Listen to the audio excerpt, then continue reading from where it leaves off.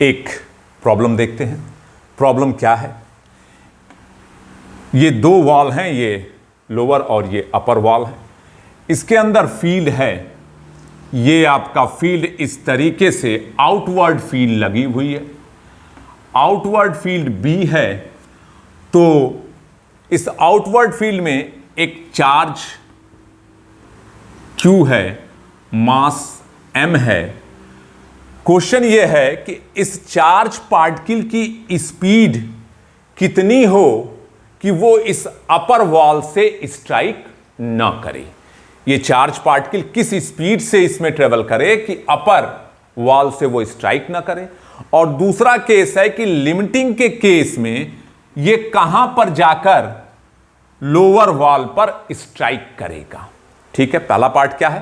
पहला पार्ट यह है कि किस स्पीड से ये ट्रेवल करे कि अपर वॉल से स्ट्राइक ना करे। दूसरा, लिमिटिंग वेलोसिटी के केस में वो लोअर वाले वॉल पर कहां जाकर स्ट्राइक करेगा। तो थोड़ा ध्यान से देखते हैं। आप भी जानते हो फील्ड आउटवर्ड है, उंगली फील्ड की तरफ, अंगूठा वेलोसिटी की तरफ, और धक्का देने का डायरेक्शन ये फोर्स का।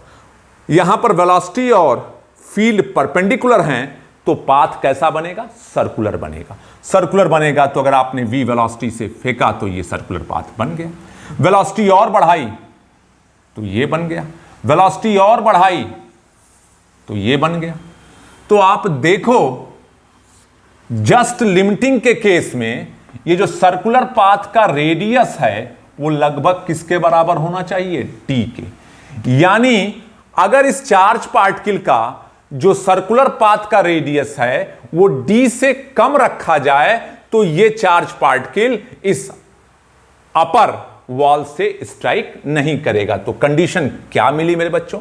कंडीशन ये मिली कि सर्कुलर मोशन करते समय जो रेडियस है वो लेस देन d होना चाहिए, लेस देन d होना चाहिए। और लेस देन d होता है तो r बराबर आप भी जानते हो mv अपॉन QB होना चाहिए।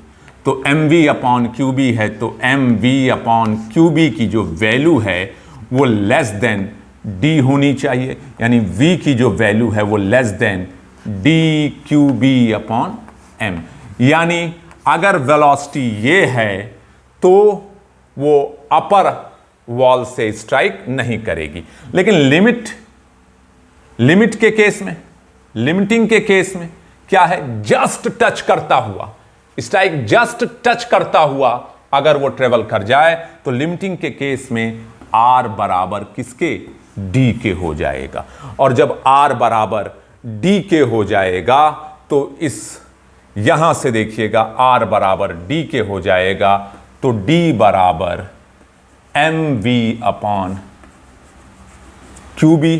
और उस केस में v मैक्सिमम होगा और मैक्सिमम v कितना हो सकता है? QV d upon m।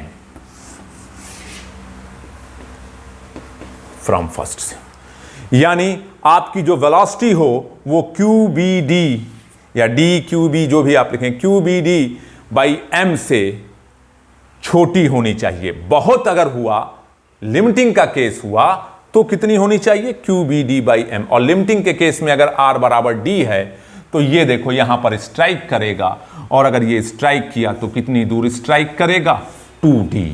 तो आंसर क्या होगा? वेलोसिटी हमारी इससे कम होनी चाहिए, और लिमिटिंग के केस में वेलोसिटी कितनी होगी? इतनी। और लिमिटिंग के केस में कहां जाकर स्ट्राइक करेगा? 2d पर। तो उम्मीद है कि क्वेश्चन समझ में आ गया होगा। Thank you.